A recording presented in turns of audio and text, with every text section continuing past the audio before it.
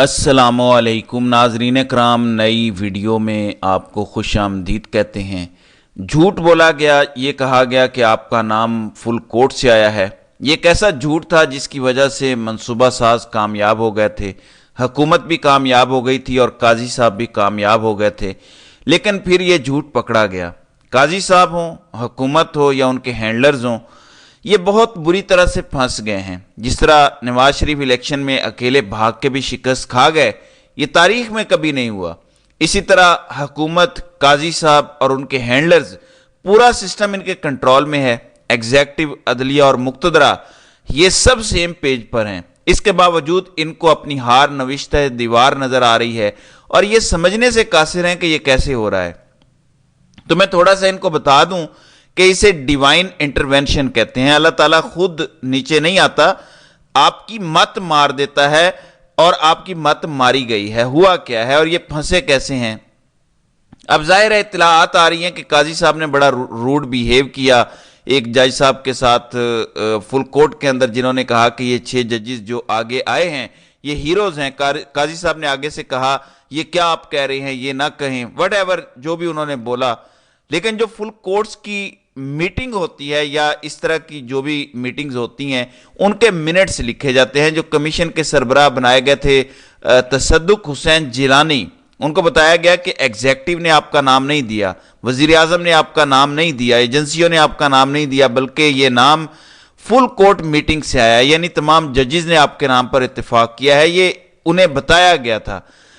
انہوں نے کہا کہ مجھے ذرا اس فل کورٹ میٹنگ کے منٹس دے دیں، وہ خود دیکھنا چاہتے ہیں۔ انہیں یقین نہیں آ رہا تھا کیونکہ الزام یہی لگ رہا تھا، حکومت پر یہ الزام ہے، حکومت ہی اپنی مرضی کا کمیشن بنا رہی ہے۔ انہوں نے منٹس مانگ لیے تو قاضی صاحب نے ان کو منٹس دینے سے انکار کر دیا۔ اب آپ مجھے بتائیں، اگر نیت ٹھیک ہوتی، اگر کمیشن سے صحیح انویسٹیگیشن کرانی ہوتی تو منٹس دینے میں کیا اعتراض تھا؟ کمیشن کے سربراہ نے منٹس مانگے تھے، کوئی اگر انہیں ہی منٹس نہیں دیے جا رہے تو اس کا مطلب ہے کچھ تو ہے جس کی پردہ داری ہے۔ اب تحریک انصاف جو پہلا کام کرنا ہے وہ یہ ہے کہ اس میٹنگ کے منٹس حاصل کرنے ہیں۔ رائٹ ٹو انفارمیشن ایکٹ کے تحت آپ کو یہ منٹس ملنے کا حق ہے۔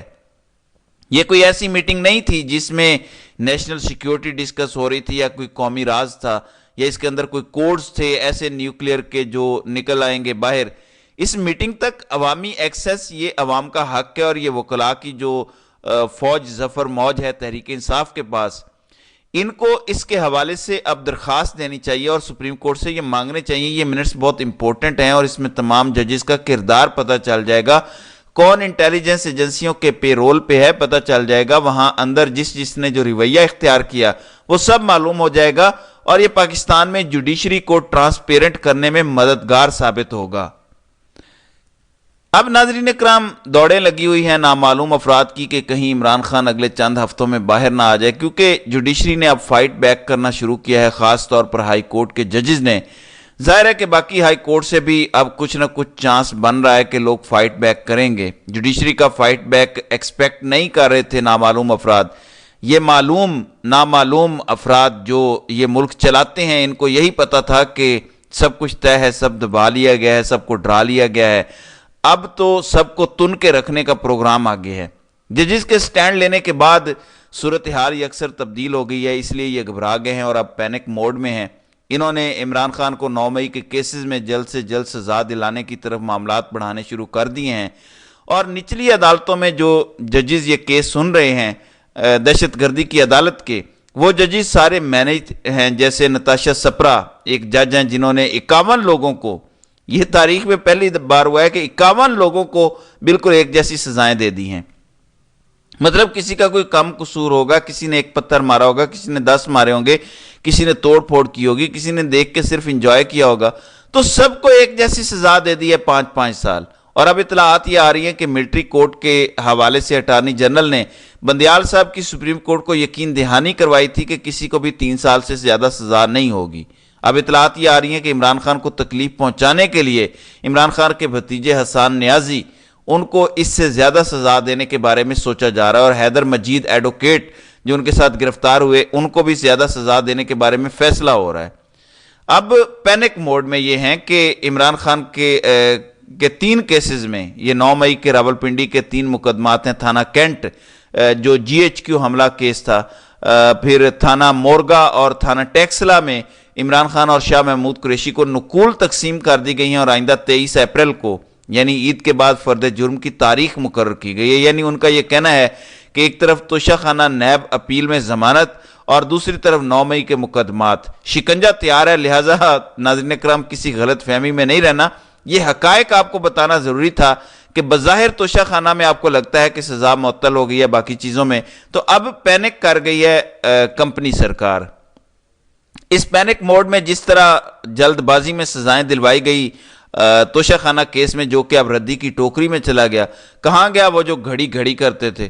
پہلی سماعت پہ سزا معطل ہو گئی ہے، یعنی کوئی کرپشن نہیں تھی، عمران خان نے کوئی غلط کام نہیں کیا تھا، کوئی قصور نہیں تھا عمران خان کا، نون لیگ کا 2 سال کا بیانیہ ایک دن میں دفن ہو گیا۔ وہ بندہ کل بھی صادق و امین تھا پاکستانی قانون کے مطابق اور آج بھی صادق و امین ہے پاکستانی قانون کے مطابق، تو تباہ ہو گیا سارا بیانیہ آپ کا، ردی کی ٹوکری میں چلا گیا۔ اب آگے کیا ہو رہا ہے کہ 9 مئی سے جڑے کیسز میں کتنے کیسز ہیں پورے ملک میں؟ پورے ملک میں کیسز ہیں، لاہور میں، فیصل آباد میں، میاں والی، خیبر پختونخوا کے تو چلے سارے کیسز ختم ہو جائیں گے، لیکن پنجاب کے مختلف علاقوں میں جتنے بھی کیسز ہیں، وہ پنڈی ہو، لاہور ہو، فیصل آباد ہو، میاں والی ہو، ان سارے کیسز میں عمران خان کو امپلیکیٹ کیا جائے گا، ان سارے کیسز میں عمران خان پر فرد جرم لگائی جائے گی اور ان سارے کیسز میں کمپرومائزڈ لوئر جوڈیشری کے ذریعے عمران خان کو سزائیں دی جائیں گی۔ یہ اب کمپنی سرکار پینک کر گئی ہے، گھبرا گئے ہیں۔ اب اس میں ہوگا کیا؟ ججز کا یہ جو کیس لگا ہے سپریم کورٹ میں، قاضی صاحب اس کو کور کرنے کی پوری کوشش کریں گے، لیکن دوسری طرف سے رد عمل آنے جا رہا ہے اور ہو سکتا ہے، گٹ فیلنگ ہے میری، ویسے تو پاکستان میں اپنی مراد کوئی نہیں چھوڑتا، ہو سکتا ہے کچھ لوگ اس پہ بات بھی کر رہے ہیں، لیکن میں کوئی اندر کی خبروں پہ بلیو نہیں کرتا، لیکن میری گٹ فیلنگ یہ کہتی ہے کہ یہ ممکن ہے کہ جس طرح سپریم کورٹ چلائی جا رہی ہے پچھلے 8 ماہ سے، ہو سکتا ہے سپریم کورٹ کے ججز بھی بول پڑیں، ہو سکتا ہے کہ مزید ہائی کورٹ کے ججز جو بائی دا وے پرائیویٹ میں بتاتے ہیں لوگوں کو، ہو سکتا ہے وہ بھی کھل کے سامنے آ جائیں۔ یہ اتنا دباؤ ہو جائے گا کہ 2 میں سے 1 کام کرنا پڑے گا، سپریم کورٹ بھی بول پڑتی ہے تو قاضی صاحب کے لیے بڑا مشکل ہوگا سروائیو کرنا اور انہیں استعفیٰ دینا پڑ سکتا ہے، لیکن اور کچھ بھی نہ نکل کے آیا تو عامر فاروق کے اوپر مس کنڈکٹ کی کارروائی کی سفارش کی جا سکتی ہے سپریم کورٹ سے، جو پھر سپریم جوڈیشل کونسل سنے گی۔ سپریم جوڈیشل کونسل میں ظاہر ہے اس وقت آئی تھنک قاضی فائز عیسیٰ، منصور علی شاہ، منیب اختر، ابراہیم خان، شاید پشاور ہائی کورٹ والے، اور 5ویں ہیں بلوچستان یا شاید سندھ ہائی کورٹ کے کوئی چیف جسٹس ہیں، تو سپریم جوڈیشل کونسل پھر ڈیسائیڈ کرے گی کہ عامر فاروق کا مستقبل کیا ہونا ہے۔ ظاہر ہے کہ یہ وہاں پر انہیں بچا لیں گے 2-3 سے، لگتا ہے ایسا ہے، لیکن ایک بار کاروائی شروع ہوگی، ایویڈنس سامنے آئے گا اور عامر فاروق کے لیے جو وہ بے شرمی اور ڈھٹائی کا مظاہرہ کرتے ہیں یہ سب کرنا ممکن نہیں رہے گا، مشکل ہو جائے گی۔ ناظرین اکرام، عامر فاروق اتنے طاقتور ہیں کہ وہ کہتے ہیں کہ کوئی مائی کا لال ان کا کچھ بگاڑ نہیں سکتا۔ جن لوگوں کے ساتھ ان کے مراسم ہیں، جن کے ساتھ ان کی بات ہو چکی ہے، 2031 تک اسلام آباد ہائی کورٹ کے چیف جسٹس کے عہدے سے کسی کا باپ بھی ان کو ہلا نہیں سکتا، یہ ان کو گارنٹی دی گئی ہے۔ لیکن گارنٹیاں دینے والے بھی ابھی پریشان ہیں کہ حالات ہمارے کنٹرول سے باہر ہوتے جا رہے ہیں۔ ہم نے سوچا تھا کہ عدلیہ کنٹرول ہے، ہم آرام سے عمران خان کو 9 مئی میں بھی سزا دیں گے، پکا اندر کریں گے، کسی صورت نکلنے نہیں دیں گے، لیکن 50 کیسز میں بھی عمران خان کو سزا ہو جائے بالفرض، کرتے کرتے اگلے 6 سے 8 مہینوں میں یہ سارے کیسز میں سزا ہو جاتی ہے بالفرض، پھر بھی عمران خان کو سزا معطلی کے بعد بیل تو دینی پڑے گی۔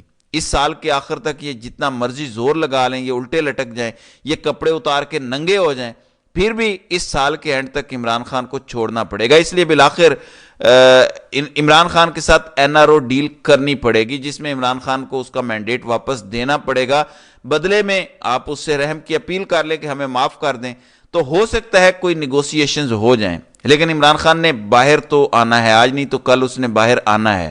آپ اگر ابھی عید کے قریب یا عید کے بعد نہیں باہر آنے دیتے، ان سارے کیسز میں آپ سزا دے دیں، 10-12 جتنے بھی کیسز ہیں سب میں سزا دے دیں، پھر بھی باہر آنا ہے، کیونکہ ہائی کورٹ کے ججز جو بول پڑے ہیں یہ معاملہ اب یہاں رکے گا نہیں، اور ججز کھڑے ہوں گے، تگڑے ہوں گے، سارے بکے ہوئے نہیں ہیں۔ آپ کو میں ویسے ایک پوائنٹ کی بات بتا دوں، پھر واپس آتے ہیں اس پر۔ آپ کو کیا لگتا ہے کہ فارم 47 کیوں تبدیل کیے گئے؟ پہلے دھاندلی کیوں نہیں کی گئی؟ پہلے بکسے کیوں نہیں بھرے گئے؟ بکسے تو جو ہے وہ تبدیل نہیں کیے گئے، فارم 45 کیوں دے دیے گئے تحریک انصاف والوں کو بطور ثبوت؟ یہ سب کیسے ہوا؟ میں بتاتا ہوں آپ کو۔ ان کو رپورٹ دے دی گئی تھی کہ فوج جو ڈیوٹی دے رہی ہوگی، جو رینجرز ہوں گے، ان کی اکثریت آپ کے دھاندلی کے حق میں نہیں ہے۔ جو پریزائڈنگ افسران وغیرہ ہیں، اسسٹنٹ پریزائڈنگ افسران ہیں، ان کی اکثریت بھی دھاندلی کے حق میں نہیں ہے۔ تو ہزاروں لاکھوں لوگوں کو کنٹرول کرنا آسان نہیں ہوتا جن کی ڈیوٹی ہوتی ہے۔ تو پھر فیصلہ ہوا جب راتوں رات پتہ چلا کہ تباہی تو پھر گئی ہے، ہم تو ہار چکے ہیں، کہ تھوڑے لوگوں کو کنٹرول کر کے نتائج تبدیل کیے جائیں۔ پھر کیا کیا گیا کہ صرف آرઓز کو کنٹرول کیا گیا اور ان کے ذریعے فارم 47 بنا لیے گئے۔ اگر گراؤنڈ پہ سارے لوگ اس نظام سے تنگ ہیں، یہی حالات ججز کی ہیں، ججز کی اکثریت اس نظام سے تنگ پڑی ہوئی ہے، پیسہ مال رشوت وغیرہ تو ہمارے معاشرے کا حصہ بن گیا ہے، لیکن کوئی بھی ذلیل نہیں ہونا چاہتا۔ ایک ہائی کورٹ کا جج ہے اور ایک ISI سے انسپیکٹر لیول کا بندہ اسے دھمکیاں دے کر کہتا ہے کہ یہ فیصلہ دو، اور اسے فیصلہ دینا پڑتا ہے۔ تو یہ نظام ایسے چل نہیں سکتا، اس کا کڑاکا نکلنا ہی نکلنا تھا۔ بہرحال آئندہ آنے والے دنوں میں دیکھتے ہیں کہ اس حوالے سے مزید کیا ہوتا ہے۔ تو ناظرین کرام، آپ کی اس ویڈیو کے حوالے سے کیا رائے ہے؟ آپ اپنی رائے کا اظہار کامنٹ سیکشن میں ضرور کیجیے گا۔